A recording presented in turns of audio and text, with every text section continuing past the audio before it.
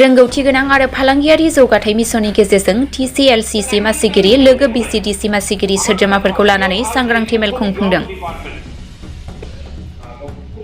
नंगौ, बिटिआर सोरखारनि बानजायनायाव चिरां जिल्लानि सिङावनो थानाय 14 नं चिरां दुवार ब्लकनि सान्थिपुर मुंख्लं सुजित नार्जारिनि गोसोखां नब्लाङाव दिनै रोंगौथि गोनां आरो फालांगियारि जौगाथाय mission skill employment and entrepreneurship development मिसननि गेजेरजों Tclcc मासिगिरि लोगो Vcdc मासिगिरि सोद्रोमा बिथांमोनखौ लानानै स्किल एवारनेस हाबाफारि जानानै थाङो।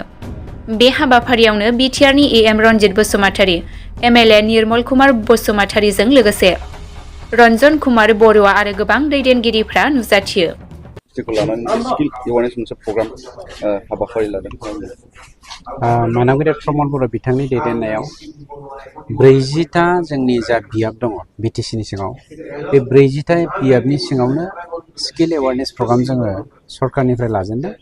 बिनिनो जागायजेननायखौ जोंनि 14 नं चिरां दुवार ब्लकआव जागायजेनबाय। गतिके बे हाबाफारियाव स्पेसियेलि Tclcc चेयारमेननिफ्राय लानानै Vcdc चेयारमेननिफ्राय लानानै साफ्रोमबो मेम्बारफोरखौ बेवहाय बाहागो लानायनि हाबाफारिखौ जों बानायनाय जादों। लोगोसे ब्लकनि दैदेनगिरिफोर थाफादों, प्राइमारिनि दैदेनगिरिफोरबो थाफादों, ओमफ्राय जोंनि पार्टिनि माखासे दैदेनगिरिफ्रा दङ।